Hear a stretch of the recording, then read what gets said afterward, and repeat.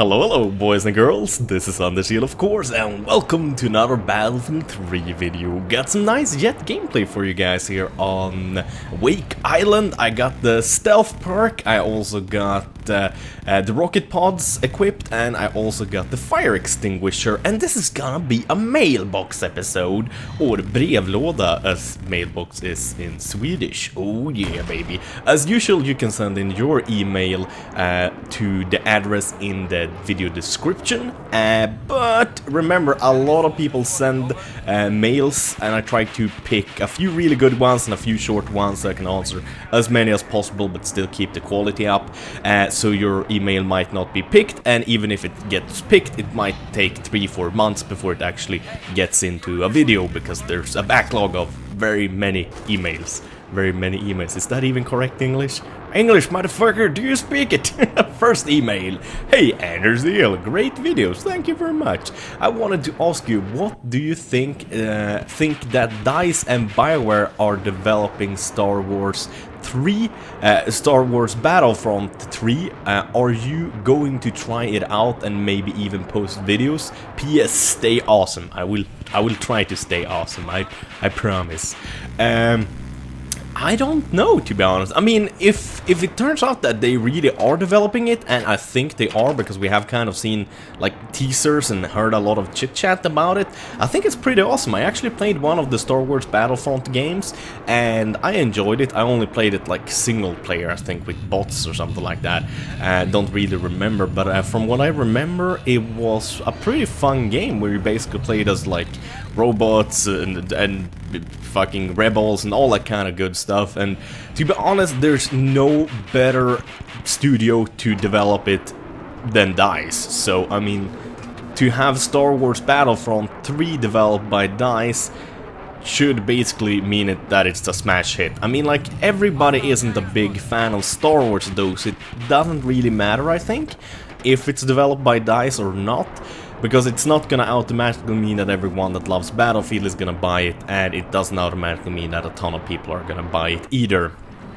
But it automatically means basically that it's gonna be high quality shit that people are probably gonna enjoy if they buy it. But then again, I mean, like, I'd rather spend all my time on Battlefield 4, except for maybe like a year after Battlefield 4 is released. Maybe if Battlefront is released then I might play it. I mean, like, all games get old after a year or two, so I wouldn't mind playing a fresh Star Wars Battlefront game like a year or 2 years after Battlefield 4 is released. That would be quite nice. Let's see if we can't get another email. Hi Anders, I love what you do, so keep up the good work. Thank you very much. You crazy you. I like to know what you think about real life games. Like air quotes.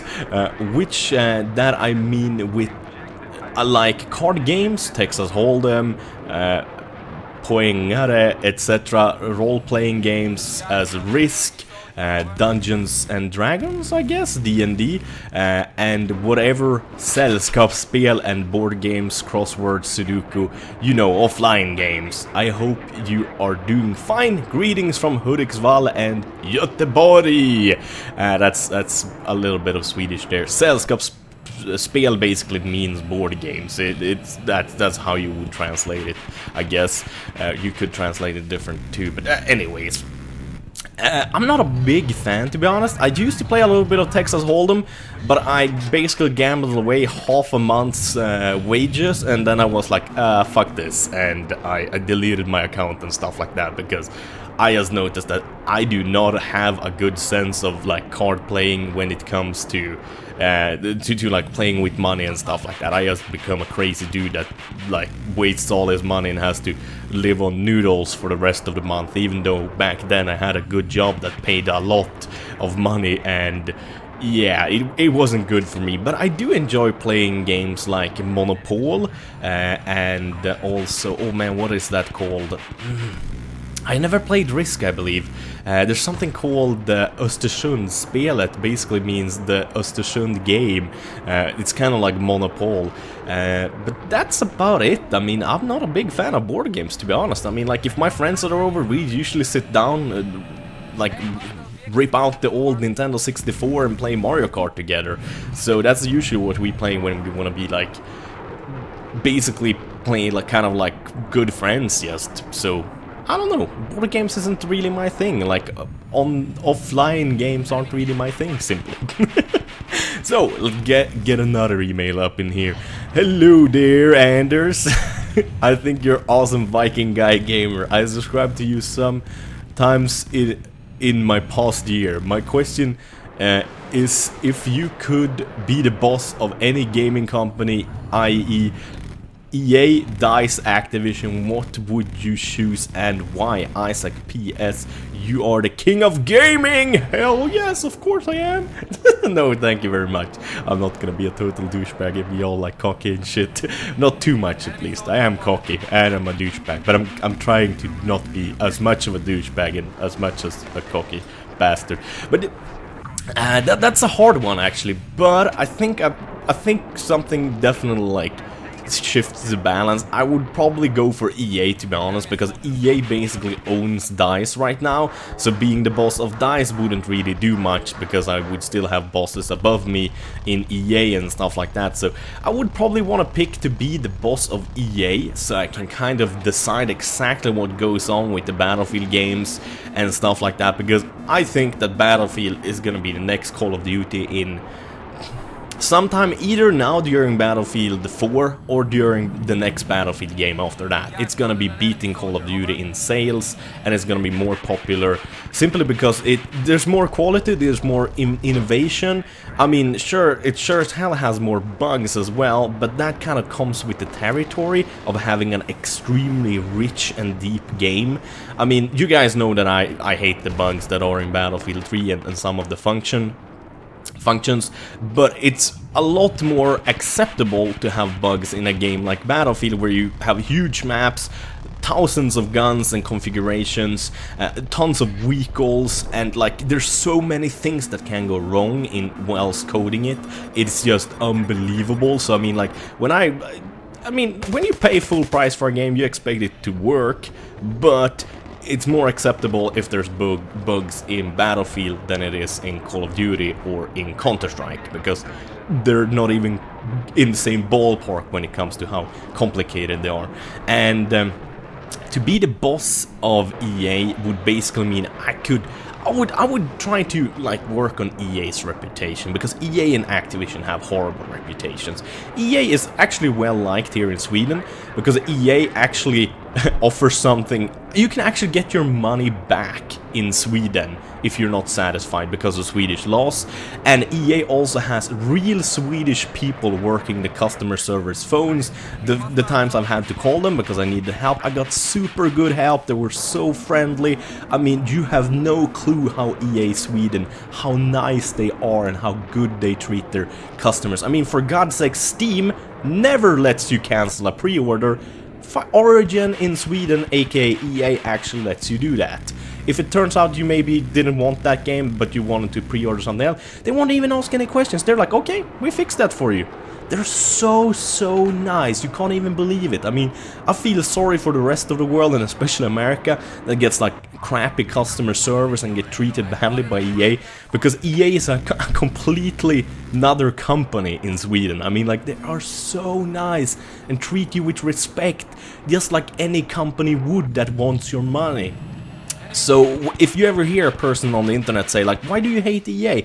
That's why they ask, because they're probably from Sweden or maybe Norway or some other country around here where EA is basically a completely different company, even though they still answer to the bosses in America, but they have to kind of follow our laws, and also I don't even think they have to have nice Swedish customer service by law. I don't think that's something they have to keep up Swedish standards, basically. So I would just try to work on how EA is perceived around the world, and also make sure that Battlefield just becomes better and better and better.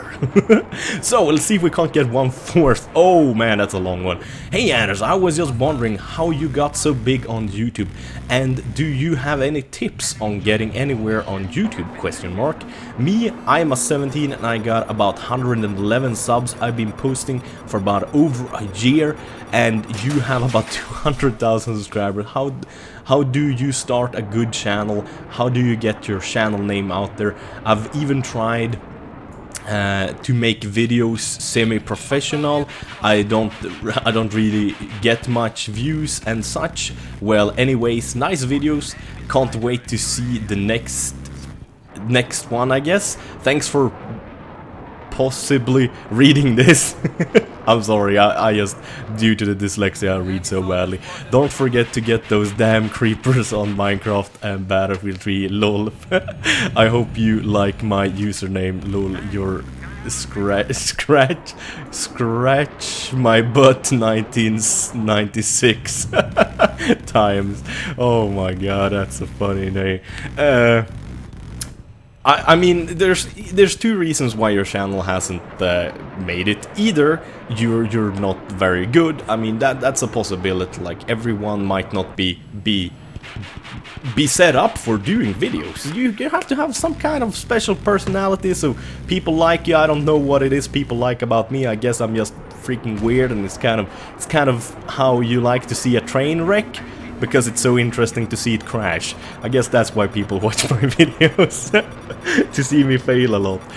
But it also has a lot to do with the search results. I mean, like, the biggest fault most people that try to make videos on YouTube do is, first of all, they don't do it for the fun, but they do it because they think they're gonna be famous or rich. That's a very bad mistake. But also, the absolutely biggest mistake, I would say, is that they do Let's Plays.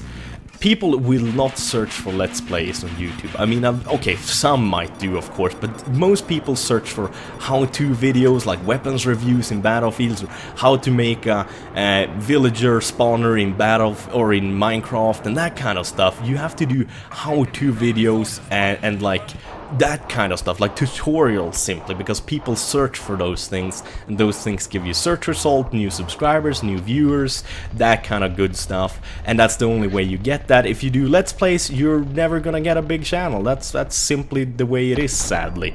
And because there's so many people doing Let's Plays, people don't want to see any more Let's Plays. Anyways, that's gonna be it for this video. As usual, thank you guys for watching. Have a wonderful day.